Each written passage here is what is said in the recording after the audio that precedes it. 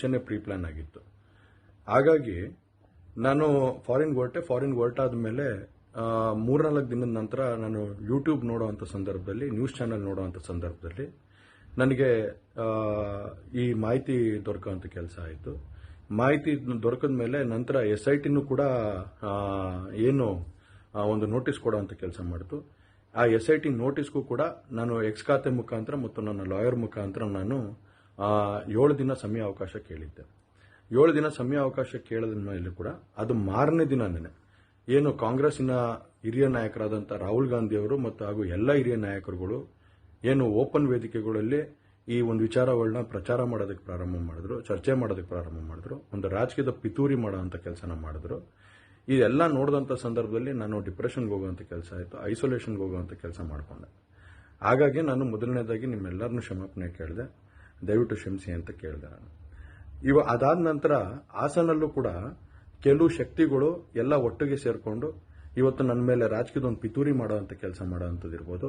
ರಾಜಕೀಯವಾಗಿ ನಾನು ಏನು ಬೆಳೀತಾ ಇದ್ದೀನಿ, ನನ್ನ ಕುಗ್ಗಿಸ್ಬೇಕು ಅನ್ನೋ ಒಂದು ರೀತಿಯಲ್ಲಿ ಇವತ್ತು ಏನೇನೋ ಒಂದು ಪ್ರಕರಣಗಳಲ್ಲಿ ಅವರು ಎಲ್ಲರೂ ಕೂಡ ಒಂದು ಭಾಗಿಯಾಗುವಂಥ ಕೆಲಸಗಳನ್ನ ಮಾಡಿಕೊಂಡ್ರು. ಹಾಗಾಗಿ ಇವನ್ನೆಲ್ಲ ನೋಡಿದಂಥ ಸಂದರ್ಭದಲ್ಲಿ ಇದ್ದಿದ್ದು ಇನ್ನೂ ಒಂದು ಆಘಾತ ಆಗೋಂಥ ಕೆಲಸ ಆಗಿ ನಾನೇ ಒಂಚೂರು ದೂರ ಇದ್ದೆ. ಹಾಗಾಗಿ ಯಾರು ಕೂಡ ಇದ್ರ ಬಗ್ಗೆ ತಪ್ಪು ತಿಳಿಯೋದು ಬೇಡ. ನಾನೇ ಖುದ್ದಾಗಿ ಶುಕ್ರವಾರ ಏನು 31ನೇ ತಾರೀಕು 10 ಗಂಟೆಗೆ SIT ಮುಂದೆ ಬಂದು ನಾನು ಸಂಪೂರ್ಣ ಈ ಇನ್ವೆಸ್ಟಿಗೇಷನ್ಗೆ ಸಹಕಾರ ಕೊಡೋ ಮುಖಾಂತರ ನಾನು ಇದಕ್ಕೆ ಸರಿಯಾದ ರೀತಿಯಲ್ಲಿ ಉತ್ತರ ಕೊಡುವಂಥ ಕೆಲಸನ ಮಾಡ್ತೀನಿ. ಹಾಗೆ ನ್ಯಾಯಾಲಯದ ಮೇಲೆ ನನಗೆ ನಂಬಿಕೆ ಇದೆ. ಖಂಡಿತವಾಗ್ಲೂ ಕೂಡ ನಾನು ಈ ಒಂದು ಏನು ಸುಳ್ಳಿನ ಪ್ರಕರಣಗಳಿದಾವೆ, ಈ ಸುಳ್ಳು ಪ್ರಕರಣದಿಂದ ಆಚೆ ಬರೋಂಥ ಕೆಲಸನ ನ್ಯಾಯಾಲಯದ ಮುಖಾಂತರನೇ ಮಾಡ್ಕೋತೀನಿ ಅನ್ನೋ ಒಂದು ನಂಬಿಕೆ ನನ್ನಲ್ಲಿ ಏನಿದೆ. ಹಾಗೂ ದೇವರ ಆಶೀರ್ವಾದ ಮತ್ತು ಜನರ ಆಶೀರ್ವಾದ, ನನ್ನ ಕುಟುಂಬದ ಆಶೀರ್ವಾದ ನನ್ನ ಮೇಲೆ ಇರಲಿ. ಖಂಡಿತವಾಗ್ಲೂ ನಾನು ಈ 31ನೇ ತಾರೀಕು ಶುಕ್ರವಾರ ನಾನು SIT ಮುಂದೆ ಬರ್ತೀನಿ. ಬಂದ ನಂತರ ನಾನು ಇದಕ್ಕೆಲ್ಲದಕ್ಕೂ ಕೂಡ ಇದಕ್ಕೆ ತಲೆ ಎಳೆಯುವಂಥ ಕೆಲಸನ ಮಾಡ್ತೀನಿ. ನನ್ನ ಮೇಲೆ ನಂಬಿಕೆ ಇರಲಿ ಅಂತ ಹೇಳಿ ನಿಮ್ನೆಲ್ಲರನ್ನೂ ಕೋರ್ತಾ ನಾನು ಧನ್ಯವಾದ ಹೇಳಕ್ಕೆ ಇಷ್ಟಪಡ್ತೀನಿ. ಧನ್ಯವಾದ. ಮುಂಚೆನೇ ಪ್ರೀ ಪ್ಲಾನ್ ಆಗಿತ್ತು. ಹಾಗಾಗಿ ನಾನು ಫಾರಿನ್ ಹೊರಟಾದ ಮೇಲೆ 3-4 ದಿನದ ನಂತರ ನಾನು ಯೂಟ್ಯೂಬ್ ನೋಡುವಂಥ ಸಂದರ್ಭದಲ್ಲಿ, ನ್ಯೂಸ್ ಚಾನೆಲ್ ನೋಡುವಂಥ ಸಂದರ್ಭದಲ್ಲಿ ನನಗೆ ಈ ಮಾಹಿತಿ ದೊರಕುವಂಥ ಕೆಲಸ ಆಯಿತು. ಮಾಹಿತಿ ದೊರಕಿದ ಮೇಲೆ ನಂತರ SITನೂ ಕೂಡ ಏನು ಒಂದು ನೋಟಿಸ್ ಕೊಡುವಂಥ ಕೆಲಸ ಮಾಡಿತು. ಆ SIT ನೋಟಿಸ್ಗೂ ಕೂಡ ನಾನು ಎಕ್ಸ್ ಖಾತೆ ಮುಖಾಂತರ ಮತ್ತು ನನ್ನ ಲಾಯರ್ ಮುಖಾಂತರ ನಾನು 7 ದಿನ ಸಮಯ ಅವಕಾಶ ಕೇಳಿದ್ದೆ. 7 ದಿನ ಸಮಯ ಅವಕಾಶ ಕೇಳಿದ ಮೇಲೆ ಕೂಡ ಅದು ಮಾರನೇ ದಿನನೇ ಏನು ಕಾಂಗ್ರೆಸ್ಸಿನ ಹಿರಿಯ ನಾಯಕರಾದಂಥ ರಾಹುಲ್ ಗಾಂಧಿ ಅವರು ಮತ್ತು ಹಾಗೂ ಎಲ್ಲ ಹಿರಿಯ ನಾಯಕರುಗಳು ಏನು ಓಪನ್ ವೇದಿಕೆಗಳಲ್ಲಿ ಈ ಒಂದು ವಿಚಾರಗಳನ್ನ ಪ್ರಚಾರ ಮಾಡೋದಕ್ಕೆ ಪ್ರಾರಂಭ ಮಾಡಿದ್ರು, ಚರ್ಚೆ ಮಾಡೋದಕ್ಕೆ ಪ್ರಾರಂಭ ಮಾಡಿದ್ರು, ಒಂದು ರಾಜಕೀಯದ ಪಿತೂರಿ ಮಾಡೋಂಥ ಕೆಲಸನ ಮಾಡಿದ್ರು.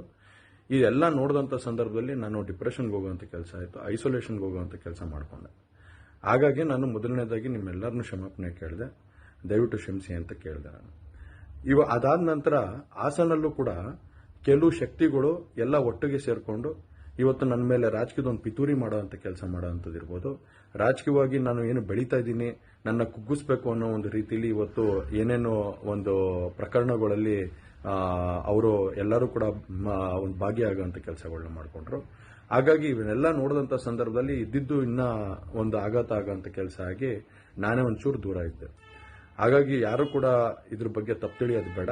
ನಾನೇ ಖುದ್ದಾಗಿ ಶುಕ್ರವಾರ ಏನು 31ನೇ ತಾರೀಕು 10 ಗಂಟೆಗೆ SIT ಮುಂದೆ ಬಂದು ನಾನು ಸಂಪೂರ್ಣ ಈ ಇನ್ವೆಸ್ಟಿಗೇಷನ್ಗೆ ಸಹಕಾರ ಕೊಡೋ ಮುಖಾಂತರ ನಾನು ಇದಕ್ಕೆ ಸರಿಯಾದ ರೀತಿಯಲ್ಲಿ ಉತ್ತರ ಕೊಡುವಂಥ ಕೆಲಸನ ಮಾಡ್ತೀನಿ. ಹಾಗೆ ನ್ಯಾಯಾಲಯದ ಮೇಲೆ ನನಗೆ ನಂಬಿಕೆ ಇದೆ. ಖಂಡಿತವಾಗ್ಲೂ ಕೂಡ ನಾನು ಈ ಒಂದು ಏನು ಸುಳ್ಳಿನ ಪ್ರಕರಣಗಳಿದಾವೆ, ಈ ಸುಳ್ಳು ಪ್ರಕರಣದಿಂದ ಆಚೆ ಬರೋಂಥ ಕೆಲಸನ ನ್ಯಾಯಾಲಯದ ಮುಖಾಂತರನೇ ಮಾಡ್ಕೋತೀನಿ ಅನ್ನೋ ಒಂದು ನಂಬಿಕೆ ನನ್ನಲ್ಲಿ ಏನಿದೆ. ಹಾಗೂ ದೇವರ ಆಶೀರ್ವಾದ ಮತ್ತು ಜನರ ಆಶೀರ್ವಾದ, ನನ್ನ ಕುಟುಂಬದ ಆಶೀರ್ವಾದ ನನ್ನ ಮೇಲೆ ಇರಲಿ. ಖಂಡಿತವಾಗ್ಲೂ ನಾನು ಈ 31ನೇ ತಾರೀಕು ಶುಕ್ರವಾರ ನಾನು SIT ಮುಂದೆ ಬರ್ತೀನಿ.